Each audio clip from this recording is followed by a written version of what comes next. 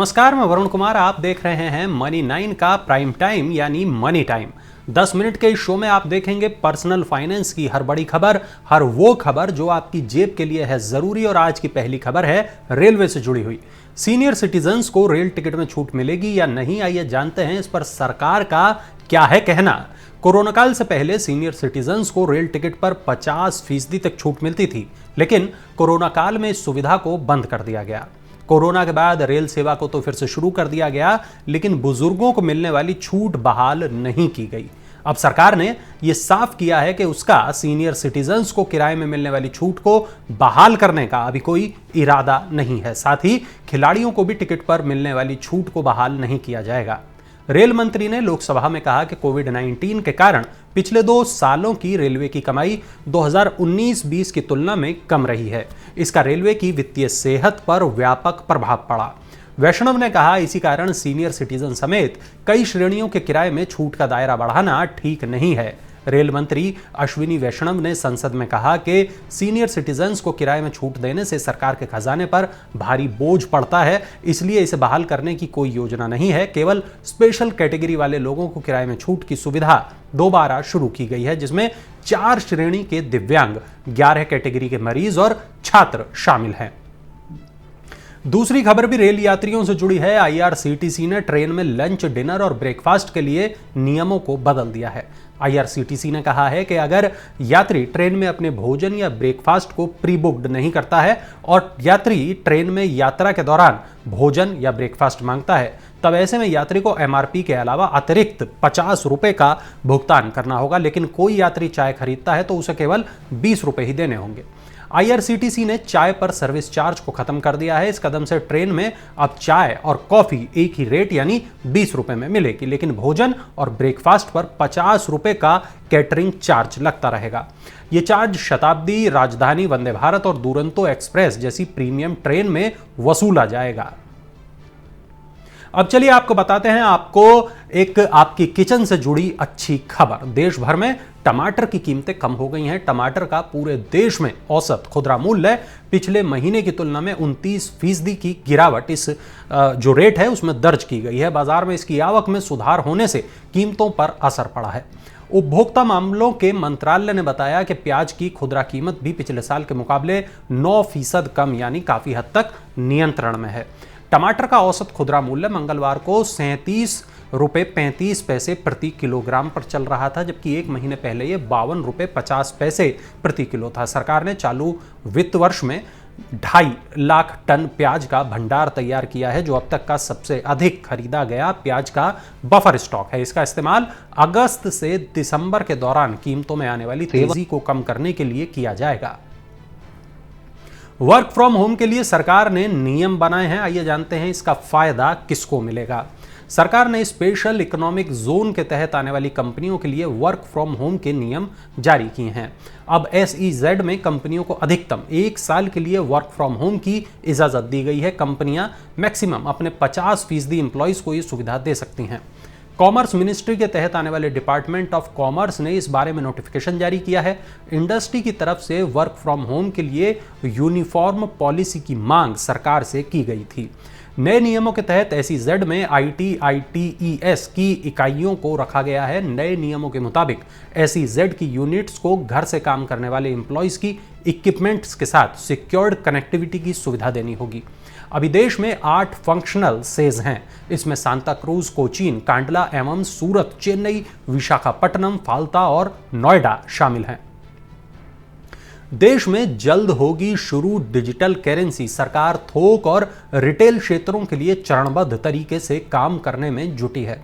भारतीय reserve bank, केंद्रीय bank digital मुद्रा योजना को चरणबद्ध तरीके से थोक और रिटेल क्षेत्र में लागू करने की प्रक्रिया में है। वित्त मंत्री निर्मला सीतारमण ने आम बजट 2022 में CBDC को शुरू करने की घोषणा की थी। वित्त विधेयक 2022 में इसके लिए RBI अधिनियम 1934 के जरूरी भागों में आवश्यक संशोधन का प्रस्ताव किया गया है। भारत की आधिकारिक डिजिटल मुद्रा 2023 की शुरुआत में शुरू होने की संभावना है। यह किसी निजी कंपनी के इलेक्ट्रॉनिक वॉलेट से जुड़ेगी। RBI की योजना के अनुसार CBDC एक ऐसी डिजिटल मुद्रा होगी जो हर जगह स्वीकार्य होगी। क्रिप्टो करेंसी से जुड़ी एक बुरी खबर है। रूस में पुतिन ने लगा दिया है क्रिप्टो पर बैन। रूस के राष्ट्रपति व्लादिमीर पुतिन ने एक कानून पर हस्ताक्षर कर रूस में डिजिटल एसेट के उपयोग पर प्रतिबंध लगा दिया है। अगले 10 दिन में रूस में यह कानून लागू हो जाएगा और उसके बाद रूस में अब क्रिप्टो करेंसी की मदद से कोई पेमेंट नहीं किया जा सकेगा। इस कानून के मुताबिक डिजिटल सिक्योरिटी और यूटिलिटी टोकन को सामान या सेवा के लिए रूस में इस्तेमाल नहीं किया जा सकेगा। क्रिप्टो एक्सचेंज को रूस में उस तरह के किसी भी ट्रांजैक्शन को बंद करना होगा जो क्रिप्टो करेंसी के डिजिटल ट्रांसफर की मदद से पेमेंट करने की सुविधा देता है। दुनिया भर में डिजिटल एसेट की बढ़ती मांग के बीच रूस ने डिजिटल रूबल जारी करने का फैसला किया है। कैश डिपॉजिट को लेकर सरकार ने नए नियम बना दिए हैं। इनके बारे में जानना आपके लिए बेहद बेहद जरूरी है। अवैध और बेहिसाब नकद लेन देन पर नकेल कसने के लिए केंद्र सरकार ने कई कदम उठाए हैं। सरकार ने नकद जमा और निकासी में सीमा में बदलाव किया है। नए नियमों के मुताबिक किसी वित्त वर्ष में किसी बैंक या पोस्ट ऑफिस में 20 लाख रुपए या इससे अधिक की नकदी जमा या निकासी पर पैन और आधार नंबर देना जरूरी होगा। अगर इन नियमों का पालन नहीं किया तो 100% जुर्माना लगेगा। Central board of direct taxes ने इनकम टैक्स रूल्स 2022 के तहत नए नियम जारी किए हैं। नए नियमों के तहत एक या एक से अधिक बैंकों में एक वित्त वर्ष में 20 लाख रुपए या इससे ज्यादा कैश जमा करने या निकालने पर पैन और आधार की जानकारी देना जरूरी होगा। देश में कितने इलेक्ट्रिक वाहन सड़कों पर चल रहे हैं, सरकार ने इसकी जानकारी दी है। केंद्रीय सड़क परिवहन मंत्री नितिन गडकरी ने बुधवार को बताया कि इस समय देश में 13,34,385 इलेक्ट्रिक वाहन रजिस्टर्ड हो चुके हैं। मतलब ये कि ये वाहन सड़कों पर चल रहे हैं। गडकरी ने बताया कि फेम 2 योजना के तहत 68 शहरों में 2,877 और 9 एक्सप्रेसवे और 16 हाईवे पर 1576 पब्लिक ईवी चार्जिंग स्टेशन की स्थापना को मंजूरी दी गई है। अभी देश भर में 2,826 पब्लिक चार्जिंग स्टेशन ऑपरेशनल हैं। मारुति ने पेश की नई ग्रैंड विटारा 28 किलोमीटर प्रति लीटर का माइलेज देने वाली कार।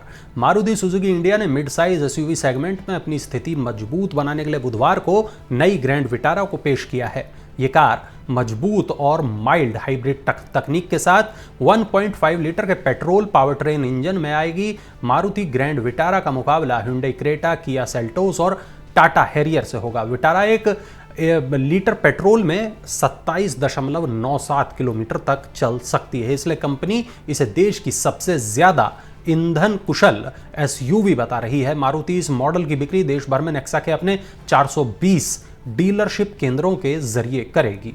आज की आखिरी खबर भी गाड़ियों से जुड़ी है। सिट्रोन ने लॉन्च की भारत में अपने सबसे सस्ती कार।